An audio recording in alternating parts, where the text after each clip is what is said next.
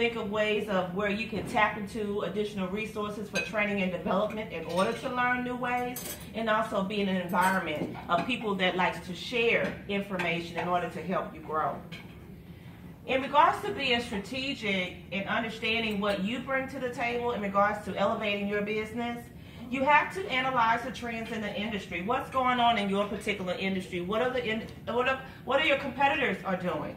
How are they producing revenue? How are they marketing? What are their strategies? What do you see the big companies doing? Because we as individual business owners, we have to think like big business. And if you sit and just really analyze commercials, you analyze banners, you look at products, you look at packaging of the multi-million-dollar companies, you can glean a lot of information on how you can take that and with your particular budget be able to make that scalable to where you can afford to make some changes or enhancements to what you bring to the table in order for you to up-level your business as a small business owner. In being strategic and intentional and also looking at your numbers, you want to make sure that you always look at ways to reduce your overhead cost. I know that when individuals start in business, they're so excited they want to just go buy this and purchase this and acquire this and go to this conference and that conference, things of that nature, but really, is that all? Do you need to be doing all of that at one time? Because what's happening is that it's eating into your budget. Remember, if you're just starting your company or you're an existing company and your overhead is too high, you need to really kind of start looking at your costs. And being strategic, you also have to understand that we can't do everything by ourselves. I understand as a small business owner, you might be the CEO and the janitor at the exact same time. But what I'm referring to, especially as small business owners, maybe it's a skill set that maybe you're not really proficient in, and you can outsource that particular skill set to a person that is a subject matter expert in that particular industry. They can do it faster, do it quicker, save time and energy and stress for you. And so that actually can be an investment in your business and also just in your mindset, because you don't have to worry about trying to figure it out because they already know how to do it. For example, a website designer or a graphic designer or even a virtual assistant that can do some of those tasks that need to be done in your administrative element of your business that you just don't have time to focus on, but you know it needs to get done. So you have to have an understanding of what you can outsource in order to be more proficient and efficient in your business, and also to reduce your costs overall, because you're not spending your labor, time, and dollars trying to figure it out.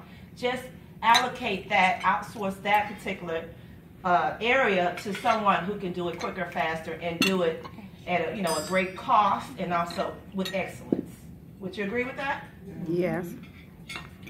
Another way to be strategic is to think about collaboration. Have partners with companies that complement your product or service. Another thing, sometimes we get so excited and we want to do something with a person that we know as a friend, and we want to partner and collaborate, but we might be doing the exact same thing. There's so many people out here that it makes more sense to collaborate with someone that can complement what you're doing and not the exact same thing, in order for both of you to benefit in that particular partnership. So collaboration, meaning just that we can reach more people if we collaborate and partner. I have a network, you have a network, and the other person has a network. All separate networks, but when we come together, we can intertwine, and now your network knows me, my network knows you. Now you're exposed to more people. So you're using the team effect in order to, and then also that reduces your marketing dollars, because you're not by yourself trying to market to everyone or tap into other people's, just anybody and just hit a target to where you don't, you're just putting ad dollars or marketing dollars somewhere where you don't need to. So one of the ways you can reduce your costs is think about collaboration but make sure it complements what you bring to the table to be most effective. And another strategy for being strategic is to really understand your target audience and market to your target audience. We can spend a lot of time on just that point, because if you're spinning your wheels and say, well, I serve everybody, okay, that may be the case, that everybody can use your product, but you need to be more, in order for you not to be running over this side of town and that side of town for this event, or go deliver a product over here and then somebody 80 miles away over here just because everybody uses your product. You need to make sure you focus on who's your target market, who's your ideal client for what you're trying to do. To the detailed point of, it could be two-parent household demographics, makes $70,000 a year, two-parent household, 3 kids.